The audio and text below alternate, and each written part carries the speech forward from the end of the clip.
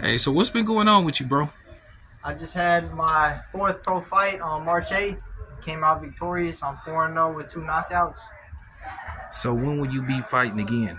I'm looking to fight again on May 24th at the Pleasanton Fairgrounds. All right, you guys. The Pleasant Fairgrounds is not too far from here. We in San Ramon, but look it up. It's almost like a landmark. They have the fair there every year, so they have rides and all that kind of stuff. So pull up, y'all, on May the 24th. You'll see me there. You'll see this young man there. So tell us who you're fighting. I don't have an opponent picked out yet, so they're trying to finalize that still. But each fight I'm trying to step up my competition, and I'm building, and I want to continue to elevate with each fight, and that's the goal, is to set myself up to get those big fights in the future. So how's it been since you became pro? So what's the difference between the amateurs and the pros, and how do you feel you advanced only at fight number 4? What have you learned so far? I've had 4 professional fights since August of last year. In the pros, obviously you're getting used to the crowd, the small gloves, and the no headgear, but I feel like I'm more loose without the headgear, and I can get more in my element with each fight. You know, Adapting to different things that these fighters bring. My last opponent was a southpaw. I fought in TJ. I fought a dude with almost 13 professional fights in my third fight. So each fight, these fighters are bringing something different, and I'm learning to adjust on the fly. Let me ask you something. Who do you pattern your style after? Like, who are some of your like idols or inspirations growing up? Who did you grow up admiring as a professional fighter? Who were some of your favorite fighters? I grew up watching Andre Ward and Manny Pacquiao, Nonito Donaire, Sugar Ray. I try to take things from each of their styles. I'm Filipino American, so I grew up watching Manny.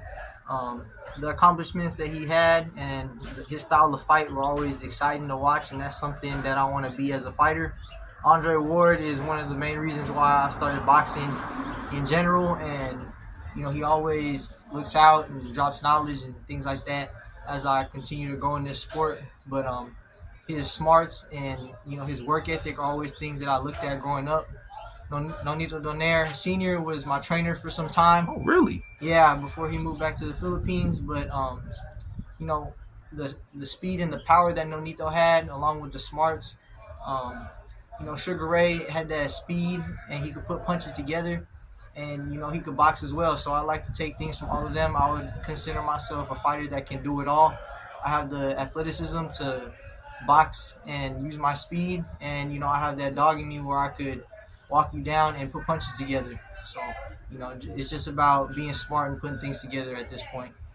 So how far are you trying to move up the ladder? Like, how frequently would you like to fight? This year, my goal is to have five fights, 5 to 6 professional fights this year. So I have one. We're scheduled to fight on May 24th of this year, and then Thunder Valley again at the end of the year. So hopefully we get a couple more in there and continue to build. Are you trying to get at least one more fight in between, before you go back to Thunder Valley? Yes, I want to get 1 or 2 fights before then, and then hopefully another one before the year ends. So what weight class do you fight at? I fight at super bantamweight. My last one was at featherweight because he was a little big. But anywhere from 122 to 126 is where I'm comfortable fighting at. Oh, okay. So what do you think about, the monster? Because that's like in your weight class. I mean, have you been just like looking at him just like, like, if he sticks around, I might have to see this dude one day. I've been watching his fights. I like to pull things from him and watch his style. He's really exciting, and his IQ and the athleticism that he has are things that I like to emulate and study. Obviously, he fought Nonito Donaire, someone I grew up watching.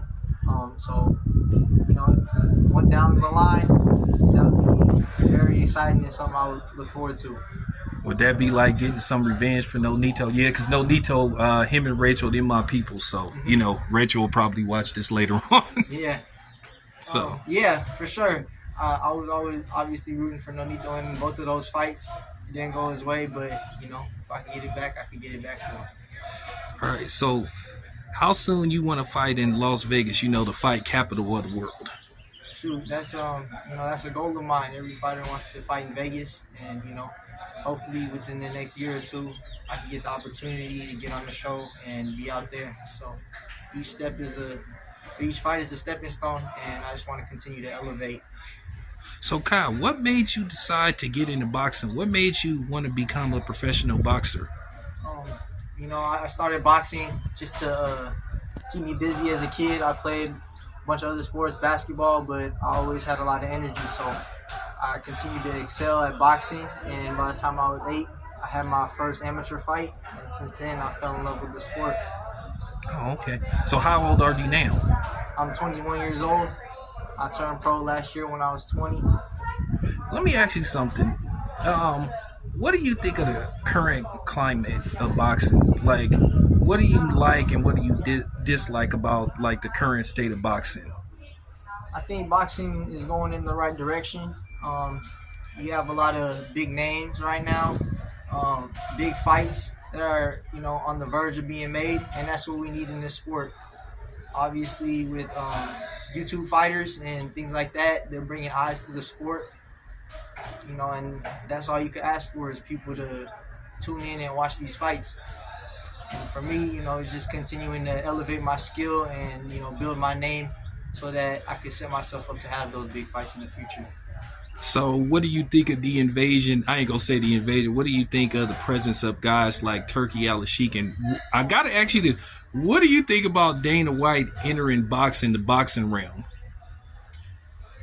I don't know, man. There's a lot of things in the UFC about UFC fighters not getting paid, and that's why a lot of UFC guys or guys from other martial arts like to come to boxing because of the money in the game. Um, Obviously everyone wants to set themselves up to have that big fight in the future, but if that's the only the opportunities that you can get, then why not take it? Yeah, I wanted to ask you about that. What do actual fighters think of MMA fighters when they like transition into boxing? Like Francis Ngannou and Conor McGregor and guys like that, George Masvidal. And I heard a guy that I'm not very fond of, Quentin Rampage Jackson, is going to fight Rashad Evans. I heard they're transitioning into boxing. How do you feel? Do you feel like it's sort of like a turf thing? Like, hey, what are you guys doing here? So what do you think of that? I got respect for MMA fighters and what they do in the cage, but when you step into the world of boxing, it's different. They have so many things to worry about, from grappling to throwing kicks and different styles of fighting, whereas boxing is just hands.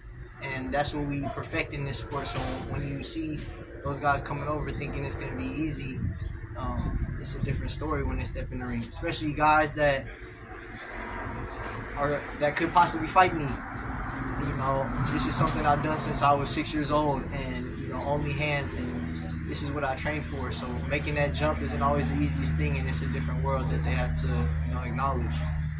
All right, I wanted to ask you about a couple of past fights and a couple of upcoming fights. Did you get a chance to look at the controversial fight with Tank Davis and Lamont Roach? And if so, what were your thoughts on it?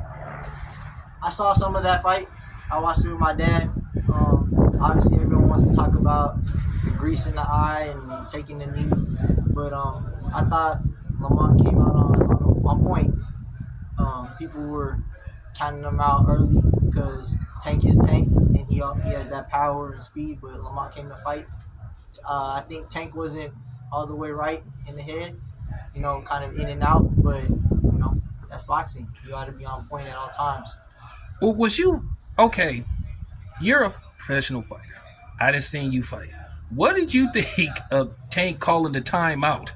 I've never seen anything like that before in my life. And what would you have done if you see the fighter like call a timeout when there's no timeouts in boxing? I don't know, man. I hear people saying it's a valid thing to take that knee, and I hear people saying they should have took the point. So, as a fighter, if I was Lamont, I'd be, upset over that. But if I was in Tank's position, you try to take what you can get.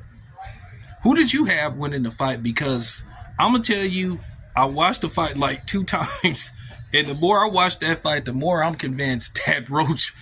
I thought Roach won the fight the first time I saw it, but after watching it 2 more times, I thought Roach easily won that fight 7 rounds to 5. And he hurt Tank quite a bit in that fight. He hurt Tank more than Tank hurt him. So I just wanted to ask you, as a boxer and a guy that's actually in this sport, what were your take on the fight? Who did you have winning? I'm not mad at a draw. You got to beat the champ, and Tank holds a lot of weight. I think he controlled most of that fight early, and then Lamont had his spurts, but I think you got to convincingly beat the champ to take that belt. So you were okay with the draw? I'm not mad at the draw. So I'd like to see them run it back though and see if Lamont can fight the same way he did or even better. Well, in a rematch, who do you think needs to make the most adjustments? Who do you think has to prepare even more for the rematch than they did in the first fight? I think Tank will come in more on point in a rematch. Lamont has to come in at that same level or even more to take that fight. In a rematch, I see Tank taking the win, but you never know. This is boxing. Anything can happen. All right, one last question. What's your take on a possible... I mean, nothing's official. They've been talking about this, but they have weight classes for reasons. But what is your take on a possible fight between Terrence Crawford and Canelo Alvarez? I think Bud would take that fight. A lot of people are saying that power is going to make a difference, and that's very true. But I think Bud has the skill to box him and get take him in the late rounds and continue to box him. If anyone's going to do it, it's going to be Bud.